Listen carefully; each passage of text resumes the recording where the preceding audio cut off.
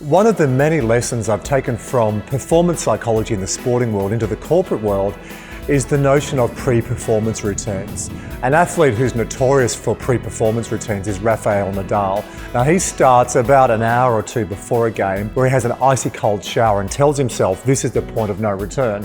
And you've seen Nadal with the bouncing of the balls. There's a whole process he goes through in between points to get himself ready for the next point in play.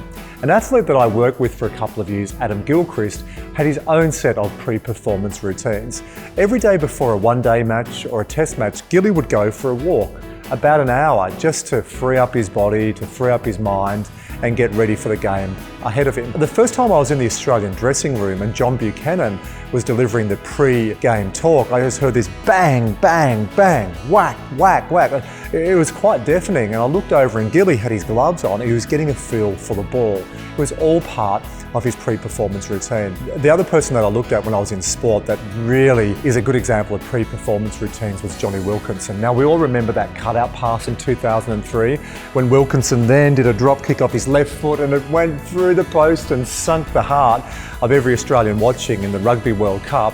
A lot of people said that was a fluke. Johnny Wilkinson just nailed it with his left foot. It wasn't a fluke. You see, a year before that, Jason Webber, who was the physical performance manager at the Wallabies, invited me to come and watch the Wallabies play out of Homebush in Sydney. He said, but mate, get there an hour before because I want you to watch Wilkinson warm up. And it was fascinating. Wilkinson came out 30 minutes before all the other players with one of the coaches, and he put a whole grid out on the different sides of the field, and he'd have a cutout pass and he did about 10 or 20 drop kicks from each cone, and then he'd move around and around and around. It was a ritual for about 20 to 25 minutes where he practiced set plays from different points on the ground. His pre-performance routine helped him win the World Cup. Now I know when I was a runner, I had a set of pre-performance routines as well.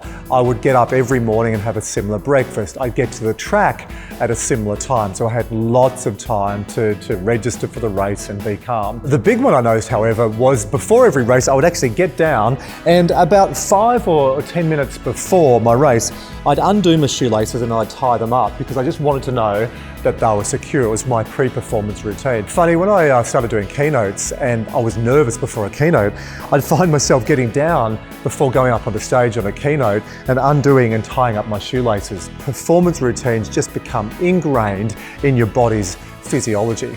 Now, what is your pre-performance routine before you go into a big meeting or before you go into a sales presentation or before you do a presentation? Pre-performance routines have been proven to help us get in the right state, physically and psychologically. Pre-performance routines help us cut out distraction and focus on the performance moment that really matters. You might be watching this and going, why do I need pre-performance routines? From now on, I want you to try at least 3 things before you go into those key performance moments. Number 1, get off your technology. I see so many people walking into a sales meeting or a presentation and their focus is distracted on the mobile. No, get off your technology before you go into a big performance moment. For me, before a keynote, half an hour before I switch off.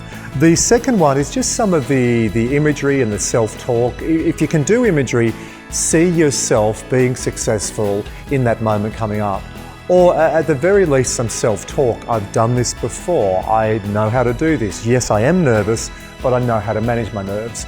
And the third one is just really focus on shifting that state, especially breathing if you need to calm down, or moving before the presentation or before the meeting if you find you're feeling a little bit tired and fatigued.